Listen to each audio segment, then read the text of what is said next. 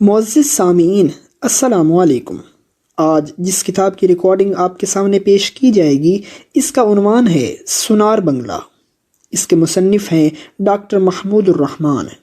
اس کتاب کے لیے ہم سے تعاون کیا ہے عبد المالک ہاشمی نے۔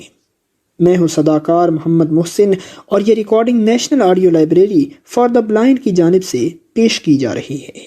باب پنجم پسپائی۔ 3 دسمبر کو میجر سجاد نے ابو الکلام کو ٹیلی فون کیا کہ البدر کا ایک سیکشن لے کر آرمی ہیڈ کوارٹر پہنچو۔ میجر نے سیکشن کا معائنہ کرنے کے بعد اظہار اطمینان کرتے ہوئے کہا، آپ لوگوں کے ہتھیار بہت صاف ستھرے ہیں۔ اتنی صفائی تو ہمارے جوان بھی نہیں رکھتے۔ ابھی وہ گراؤنڈ میں کھڑے تھے کہ وائرلیس آپریٹر دوڑتا ہوا آیا اور ہانپتے ہوئے بولا، میجر صاحب، ابھی اطلاع ملی ہے کہ انڈیا کے ساتھ جنگ کا اعلان ہو گیا ہے۔ ڈھاکہ میں ہماری فوج نے انڈیا کے 6 جنگی طیارے گرا دیے ہیں۔ میجر نے جلدی سے البدر کو آپریشن کے لیے روانہ کر دیا اور خود تیز تیز قدم اٹھاتا ہوا اپنے آفس میں داخل ہو گیا۔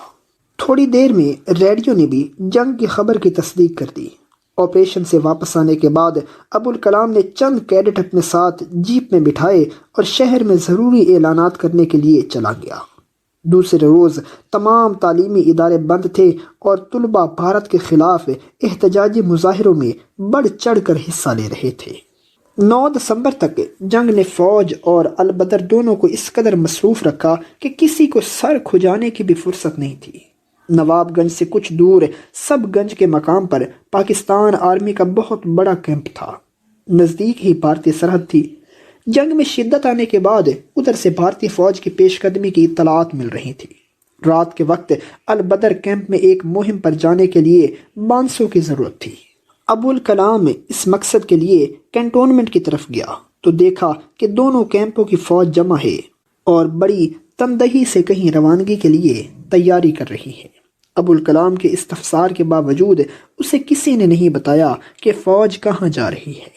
رات کے 1:30 بجے اسے البدر کیمپ میں معلوم ہوا کہ پاکستان ملٹری یہاں سے فرار ہو رہی ہے۔ تمام کیڈٹوں میں بددلی پھیل گئی۔ ابو الکلام نے ان سے حوصلہ بلند رکھنے کی اپیل کی اور صبح ہوتے ہی کینٹونمنٹ پہنچا۔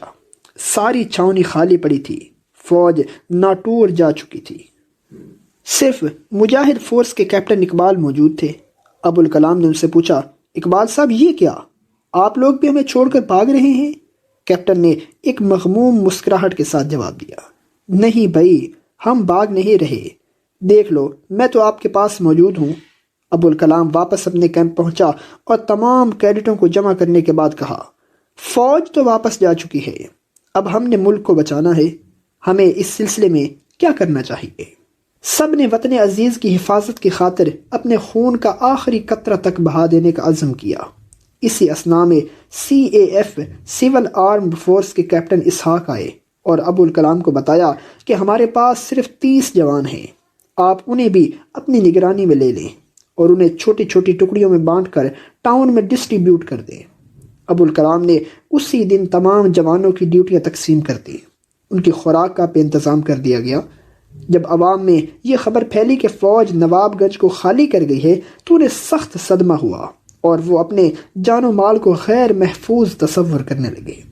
بدلی ہوئی صورتحال سے فائدہ اٹھاتے ہوئے بہت سے تنخواہ دار مجاہد اپنے ہتھیار چھوڑ کر بھاگنے شروع ہو گئے۔ 11 دسمبر کو تمام بازار بند تھے۔ اس روز بہت سے لوگ ٹاؤن چھوڑ گئے۔ گلیوں میں آوارہ کتے بھی نظر نہ آتے تھے۔ رات کو کرفیو تھا۔ شہر کے تھوڑے بہت مکینوں کو البدر کیڈٹوں کے بوٹوں کی دھمک سنائی دیتی رہی۔ اگلے روز ابو الکلام اپنے کزن کی شادی میں شرکت کے لیے تیار ہو رہا تھا کہ اسے بموں کے 10-12 دھماکوں کی آواز آئی۔ ابو الکلام چچا کے گھر پہنچا تو معلوم ہوا کہ ایک بم ان کے گھر کے ساتھ والے مکان پر گرا ہے اور چھت گرنے سے کئی افراد زخمی اور چند مویشی ہلاک ہو گئے ہیں۔ شادی کے موقع پر موجود تمام مہمان پریشان تھے۔ پروگرام یہ بنا کہ شادی دوسرے مکان پر ہونی چاہیے۔ مشورے کے بعد سامان اور مہمانوں کو گاڑی کے ذریعے منتقل کر دیا گیا۔ کچھ دیر بعد کیپٹن اسحاق نے ابو الکلام کو فون پر بتایا کہ انڈین آرمی تیزی سے آگے بڑھ رہی ہے، آپ ڈیفنس کے لیے فوراً تیار ہو جائیں۔ ابو الکلام نے کیمپ میں جا کر البدر کو 50 اور 20 کے 2 گروپوں میں تقسیم کر دیا۔ شہر کی ایک سمت میں رضاکاروں کا کیمپ تھا، دوسری سمت میں البدر کے 20 کیڈٹ بھیج دیے گئے۔ 50 البدر دریا کے دوسری طرف جانے کے لیے تیار ہو گئے۔ انہیں رخصت کرنے کے بعد ابوالکلام چچا کو اپنی مصروفیت کی اطلاع دینے کے لیے گیا۔ راستے میں ایکسیڈنٹ ہو گیا اور اس کا موٹر سائیکل سڑک سے 10 ہاتھ دور جا گرا۔ ابوالکلام کو ہلکی چوٹیں آئیں، سینہ اور بازو چھل گئے، البتہ موٹر سائیکل بچ گیا۔ اسے مٹی اور خون میں لتھڑا ہوا دیکھ کر چچا پریشان ہو گیا۔ ایک بھائی نے گھبرا کر کہا، ہائے یہ کیا، تم زخمی ہو؟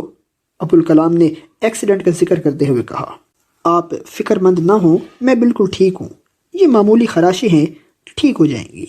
میں آپ کو یہ بتانے آیا تھا کہ بھارتی فوج آگے بڑھ رہی ہے، محاذ پر میری موجودگی بہت ضروری ہے، اس لیے میں جا رہا ہوں۔ شادی کے موقع پر ابوالکلام کے 7 بھائی موجود تھے۔ وہ انہیں جلدی سے سلام کرنے کے بعد دوبارہ بھاگ اٹھا اور شہر سے کچھ دور اس نے البدر کی گاڑی کو جا لیا۔ راستے میں انہوں نے رضاکار کیمپ سے 30 رضاکار لے کر برساتی نالے پر متعین کر دیے۔ ابھی وہ دریا سے کافی دور تھے کہ دشمن کی نظروں میں آ گئے اور ان پر فائرنگ شروع ہو گئی۔ اس طرف سے بھی جواب دیا گیا۔ جب لڑائی میں تیزی آئی تو برساتی نالے پر متعین رضاکار اپنی پوزیشن چھوڑ کر شہر کی طرف فرار ہو گئے۔ بھارتی فوج کے دباؤ نے البدر کو بھی پیچھے ہٹنے پر مجبور کر دیا۔ پسپائی کے دوران انہیں معلوم ہوا کہ مجاہدین بھی اپنا کیمپ بھارتیوں کے حوالے کر کے فرار ہو چکے ہیں۔ ٹاؤن کے نزدیک پہنچ کر البدر مقابلے کے لیے دوبارہ جم گئے۔ کیپٹن اسحاق نے ان کی مدد کے لیے اپنے 20 جوان بھیج دیے۔ شدید مزاحمت کا سامنا کرنے پر بھارتی فوج کی پیش قدمی رک گئی۔ رات کے 8 بجے ابوالکلام نے north Bengal army headquarter Natore سے کمک حاصل کرنے کے لیے رابطہ قائم کیا۔ کرنل رضوی بدقت تمام رضامند ہوئے اور کہا، مقابلہ جاری رکھو، ہم آ رہے ہیں۔ کیپٹن اسحاق نے فون پر کرنل سے اس خوف کی وجہ سے بات نہیں کی کہ کہیں وہ ڈانٹ نہ پلا دیں کہ کہاں گئے تمہارے رضاکار، اب ان سے کہو مقابلہ کریں۔ رات کے وقت بھارتی فوج انہیں چاروں طرف سے اپنے گھیرے میں لے چکی تھی۔ نواب گنج کے پل پر بھی بھارتیوں کا قبضہ تھا۔ ناٹور سے کمک آنے کی اطلاع پا کر ابوالکلام نے جوانوں کا ایک دستہ پل کو دشمن سے صاف کرنے کے لیے بھیج دیا۔ انہوں نے پل پر قبضہ کر کے فوج کے لیے راستہ بنا دیا۔ 12 بجے شب میجر یونس ناٹور سے 500 جوان لے کر پہنچ گئے۔ پلاننگ کے مطابق پیچھے آ کر دشمن کا جنوبی گھیراؤ توڑ دیا گیا۔ 13 دسمبر کو بھارتی فوج نے شمال کی جانب سے دوبارہ پیش قدمی شروع کر دی۔ مقابلہ کے لیے بھیجا ہوا 50 آدمیوں کا گروپ بری طرح ناکام ہو کر واپس آیا۔ البدر کے 4 کیڈٹ شہید اور 4 زخمی ہو گئے تھے۔ میجر یونس نے فوج کو ناٹور کے لیے واپسی کا حکم دے دیا۔ ابوالکلام نے شہر کی حفاظت پر زور دیا، لیکن آخری فیصلہ یہ ہوا کہ ٹاؤن چھوڑ دیا جائے۔ ابھی انہوں نے آدھا راستہ طے کیا تھا کہ دوسری طرف سے کرنل رضوی آتے ہوئے مل گئے۔ وہ اپنے ساتھ ٹرکوں پر 700 جوان لے کر آئے تھے۔ وہاں سے نواب گنج کے لیے دوبارہ واپسی ہوئی۔ پل پر قبضہ کرنے کے بعد دشمن کا جنوبی گھیراؤ توڑا گیا۔ 15 دسمبر تک فوج نے شمالی اور جنوبی سمتوں میں اپنے حملے جاری رکھے۔ 15 دسمبر کو راج شاہی البدر کے کمانڈر عبدالحی فاروقی نے ابوالکلام سے کہا، آپ کو معلوم ہے کہ پاک فوج واپس جا رہی ہے، اب موقع ہے آپ ان سے گفت و شنید کے ذریعے البدر کے تحفظ کی شرائط طے کر لیں۔ ابوالکلام نے جواب دیا، واہ، ایسا ہرگز نہیں ہو سکتا، ابھی تو ہم نے دشمن کا گھیرا توڑنے کی کارروائی شروع کی ہے، ہم آخری دم تک لڑیں گے۔ شام تک کسی نے بھی واپسی کا ذکر نہ کیا۔ ابوالکلام کئی راتوں سے لگاتار جاگ رہا تھا۔ اس نے جلدی سے کھانا کھایا اور تھکاوٹ دور کرنے کے لیے سو گیا۔ رات کو 1 بجے اسے ایک کیڈٹ نے جگایا اور کہا، پاک فوج کا کیمپ خالی ہو رہا ہے، کہیں سے فائر کی آواز نہیں آ رہی، ٹیلی فون آپریٹر بھی غائب ہے۔ ابوالکلام ہڑبڑا کر اٹھا، گاڑی لے کر کیمپ پہنچا تو وہاں کسی ذی روح کا نام و نشان تک نہ تھا۔ واپسی پر اسے 2 فوجی جوان ملے۔ ابوالکلام کے استفسار پر انہوں نے بتایا، آرمی اور CAF تو راجشاہی چلے گئے ہیں، افسوس ہے ہم آپ کو بر وقت اطلاع نہیں دے سکے، آپ لوگ فوراً وہاں چلے جائیں، بھارتی فوج تیزی سے قبضہ کر رہی ہے۔ فوج کی بغیر اطلاع کے واپسی پر ابوالکلام نہایت دل برداشتہ ہوا۔ اس نے البدر ہیڈ کوارٹر میں موجود تمام کیڈٹوں کو تیاری کا حکم دیا۔ تھوڑی دیر بعد 200 کیڈٹ راجشاہی کی جانب پیدل مارچ کر رہے تھے۔ ابوالکلام نے ناٹور سے ان کے لیے گاڑیاں بھیجنے کا وعدہ کیا۔ ناٹور جانے سے پہلے ابوالکلام نے گھر جا کر اپنے تمام بھائیوں کو جگایا اور گلوگیر آواز میں ان سے کہا، فوج واپس جا چکی ہے، نواب گنج، مکتی باہنی اور بھارتی فوج کی زد میں ہے، میرا یہاں ٹھہرنا ٹھیک نہیں۔ مکتی باہنی والے میری تلاش میں ضرور آئیں گے، بلکہ آپ بھی یہ مکان چھوڑ دیں، میں فوج کے ساتھ جا رہا ہوں، قسمت میں ہوا تو پھر ملیں گے، دعا کریں کہ میرا خون اسلام اور پاکستان کے کام آئے۔ تمام بھائی اور رشتہ داروں نے روتے ہوئے باری باری اسے گلے سے لگایا اور پرنم آنکھوں کے ساتھ رخصت کیا۔ اس کے 3 بھائی رفیق الاسلام، یاسین علی اور صدیق الاسلام اسے رخصت کرنے راجشاہی تک گئے۔ البدر کیڈٹوں کے لیے گاڑیاں بھیج دی گئیں، جنہوں نے سب کو 16 دسمبر کی دوپہر سے پہلے راجشاہی پہنچا دیا۔ بھارت شروع ہی سے اپنے مذموم مقاصد کی تکمیل کے لیے زور و شور سے جنگی تیاریوں میں مصروف تھا۔ 30 جنوری 71 کو 2 کشمیری نوجوان ہاشم اور اشرف نے گنگا نامی بھارتی طیارہ اغوا کر کے لاہور پہنچا دیا۔ بھارت نے اس واقعہ کو آڑ بنا کر اپنے علاقے پر سے پاکستانی طیاروں کی پرواز بند کر دی۔ مجبوراً کولمبو کے راستے ملک کے دونوں صوبوں کے مابین فضائی رابطہ بحال ہوا۔ بھارت کی سمندری ناکہ بندی سے پاکستان نیوی کو بھی اسلحہ کی ترسیل میں مشکلات کا سامنا کرنا پڑ رہا تھا۔ مشرقی پاکستان سے فرار ہو کر بھارت کی پناہ لینے والے شرنارتھی بھارت کے ہاتھ میں سب سے بڑا سیاسی ہتھیار تھے۔ اس نے یہ مسئلہ بین الاقوامی سطح پر اچھالا، گمراہ کن اعداد و شمار پیش کیے اور انسانی ہمدردی کے نام پر عالمی امداد بٹورنے لگا۔ بھارت نے یہ تعداد 70 لاکھ تک بتائی۔ آل انڈیا ریڈیو دن رات یہ شور مچاتا رہا کہ لاکھوں شرنارتھی بھارت کی کمزور معیشت پر ناقابل برداشت بوجھ بن گئے ہیں۔ اس لیے پاکستانی حکومت جلد از جلد عوامی لیگ سے سیاسی سمجھوتا کر لے، ورنہ بھارت مداخلت پر مجبور ہو جائے گا۔ بھارت کی شرنارتھی کیمپوں میں باقاعدہ فوجی تربیت کا انتظام تھا۔ رفتہ رفتہ مکتی باہنی کی تعداد میں خاطر خواہ اضافہ ہونے لگا۔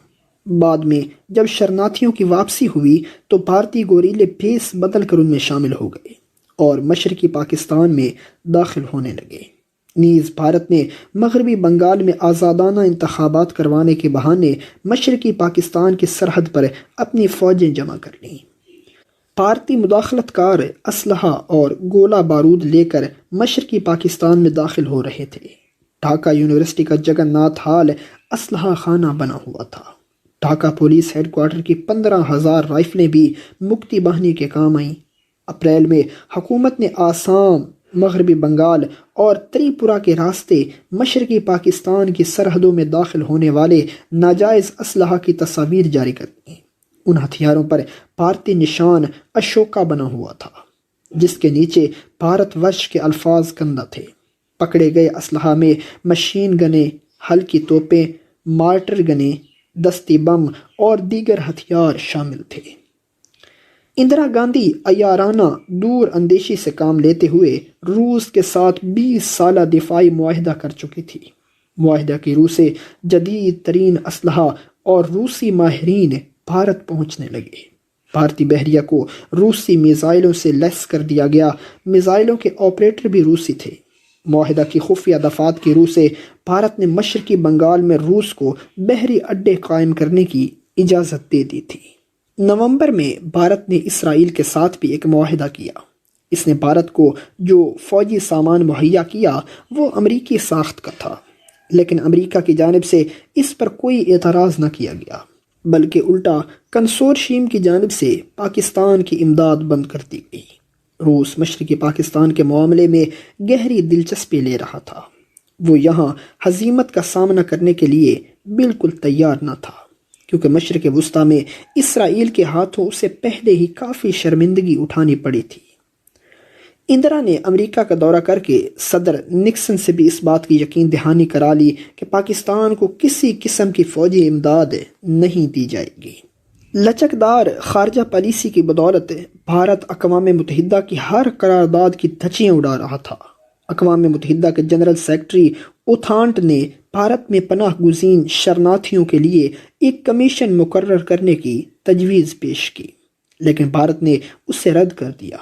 انہوں نے دونوں ممالک کی سرحدوں پر اقوام متحدہ کے مبصر بھیجنے کی پیشکش کی تو اسے بھی ٹھکرا دیا گیا۔ بھارتی پروپیگنڈا مشینری اور سفارت خانے مجیب اور اس کی پارٹی کو مکمل تحفظ دلانے کے لیے سر توڑ کوشش کر رہے تھے۔ نام نہاد بنگلہ دیش کو اقوام متحدہ کا ممبر بنائے جانے کے لیے سفارشیں ہو رہی تھیں۔ دوسری طرف پاکستانی سفارت خانوں کی کارکردگی مقابلتاً صفر کے برابر تھی۔ بیرونی ممالک میں پاکستان کو غاصب قرار دیا جا رہا تھا۔ لندن اور نیو یارک میں انتہا پسند بنگالیوں نے مظاہرے کیے۔ واشنگٹن میں بعض بنگالی طلباء نے پاکستانی سفارت خانے پر قبضہ کرنے کی کوشش کی۔ اقوام متحدہ کے صدر دفتر کے سامنے پاکستانی پرچم نظر آتش کر دیا گیا۔ ان حالات کو دیکھتے ہوئے بھارت کے دفاعی مطالعہ اور تجزیاتی انسٹی ٹیوٹ کے ڈائریکٹر سبرانیم کہہ رہے تھے، بھارت کو یہ حقیقت نہیں بھولنی چاہیے کہ پاکستان کا ٹوٹنا ہی ہمارے حق میں جاتا ہے، اور ہمیں اس مقصد کے لیے اس سے بہترین موقع کبھی ہاتھ نہیں آئے گا۔ پاکستان نے نام نہاد بنگلہ دیش کے صدر مقام چواڈنگا پر 18 اپریل کو ہی قبضہ کر لیا تھا۔ ضلع کشتیہ کا یہ سرحدی قصبہ بھارتی پروپیگنڈا بازوں کا اڈا تھا۔ جنرل نیازی نے ایسٹرن کمانڈ کا چارج سنبھالتے ہی فوج کو ڈاؤن ٹو دا بارڈرز، سرحدیں دوبارہ قائم کرو کا حکم دے دیا۔ انتہائی نامساعد حالات کے باوجود پاک فوج نے باغیوں کی قوت بہت جلد کچل دی۔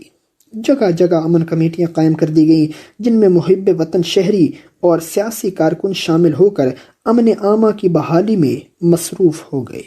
جولائی میں صدر یحییٰ نے خبردار کیا کہ اگر بھارت نے مشرقی پاکستان کے کسی حصے پر حملہ کیا یا قبضہ کرنے کی کوشش کی تو اسے جارحیت سمجھا جائے گا اور پھر ہم بھرپور جنگ لڑیں گے۔ ساری دنیا کو یہ بات نوٹ کر لینی چاہیے۔ حالات معمول پر آتے جا رہے تھے کہ اچانک 5 ستمبر کو یحییٰ خان نے انتہائی فراخ دلی کا ثبوت دیتے ہوئے تمام مجرموں اور باغیوں کے لیے عام معافی کا اعلان کر دیا۔ جیلوں کے دروازے کھول دیے گئے اور غنڈہ عناصر بھارتی تخریب کاروں کے ساتھ مل کر انارکی پھیلانے لگے۔ صدر یحییٰ نے اپنی کامیاب سیاسی حکمت عملی کے ایک اور ثبوت کے لیے 10 اکتوبر کو مشرقی پاکستان میں تمام سیاسی سرگرمیاں بحال کر دیں اور اخبارات سے سینسرشپ ختم کر دی۔ جنرل ٹکا خان کی جگہ ایم مالک کو وہاں کا گورنر مقرر کیا اور آئین کا مسودہ تیار کرنے کے لیے ایک آئینی کمیشن ترتیب دے دیا۔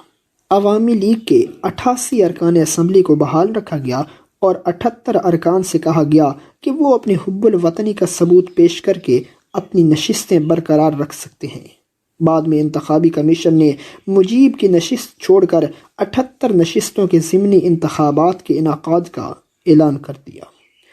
ضمنی انتخابات کے بعد اگر قومی اسمبلی کا اجلاس کامیابی کے ساتھ شروع ہو جاتا تو بھارت کا بنا بنایا کھیل بگڑ جانے کا اندیشہ تھا۔ اس لیے اس نے 22 نومبر کو اعلان جنگ کیے بغیر مشرقی پاکستان کے سرحدوں پر لڑائی چھیڑ دی۔ مونسون کا موسم گزر چکا تھا، گاڑیوں اور ٹینکوں کی نقل و حرکت بآسانی ہو سکتی تھی۔ بھارت اسی سازگار لمحے کے انتظار میں تھا۔ دسمبر میں مغربی محاذ پر بھی جنگ چھڑ گئی۔ بھارتی ہوائی اڈوں پر حملہ کرنے میں پاک فضائیہ کی پہل سے بھارت کو مشرقی پاکستان میں اندر تک گھسنے کا ایک اور جواز فراہم ہو گیا۔ خود جنرل نیازی کے الفاظ میں 25 مارچ کے ایکشن سے بھی بڑی حماقت 3 دسمبر کو مغربی محاذ پر حملہ تھا۔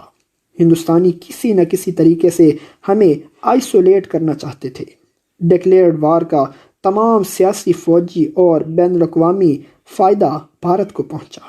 اگر مغربی محاذ سے جوابی حملہ کرنا تھا تو اس کا بہترین موقع 21 نومبر کو تھا، جب بھارت نے مجھ پر آل آؤٹ حملہ کیا تھا اور میں نے اسے روکا ہوا تھا۔ 22 کو کیوں نہیں کیا؟ 3 دسمبر تک کیوں بیٹھے رہے؟ 21 نومبر کو UNO میں کیوں نہیں گئے اور کیوں نہ بتایا کہ بھارت نے مشرقی پاکستان پر حملہ کر دیا ہے؟ اقوام متحدہ میں جانے سے کس نے اور کیوں روک رکھا تھا؟ ان سوالوں کے جواب آپ بھی تو دیں۔ پاکستان بیرونی امداد کے لیے ہاتھ پاؤں مار رہا تھا۔ امریکی حکومت نے کھل کر مدد دینے سے صاف انکار کر دیا۔ برطانیہ تو آخری دم تک بنگلہ دیش کی حقیقت منوانے پر تلا رہا۔ پاکستانی عوام اور حکومت چین پر آس لگائے بیٹھے تھے، لیکن چین روس کے ساتھ ٹکر لینا نہیں چاہتا تھا۔ اقوام متحدہ میں اس کی شمولیت کا مسئلہ بھی آڑے آ رہا تھا، اس لیے وہ بھی کھل کر پاکستان کی مدد کرنے سے قاصر رہا۔ یحییٰ خان کی ہدایت پر مسٹر بھٹو نومبر 71 میں ایک وفد لے کر پیکنگ گئے تھے، لیکن چینی حکومت نے اس وقت ایک مشترکہ اعلامیہ جاری کرنے کا تکلف بھی ضروری نہ سمجھا۔ گنوا دی ہم نے جو اسلاف سے میراث پائی تھی، سریا سے زمیں پر آسمان ہم کو دے مارا۔ اقبال رحمۃ اللہ تعالی علیہ۔ معزز سامعین، جو ریکارڈنگ آپ نے ابھی سماعت فرمائی، اسے national audio library for the blind کی جانب سے پیش کیا گیا ہے۔ ہمارے یوٹیوب چینل کو لائک، سبسکرائب اور شیئر ضرور کیجیے۔ اپنی قیمتی تجاویز اور آراء کے اظہار کے لیے ہمارے کمنٹ سیکشن کا استعمال کیجیے۔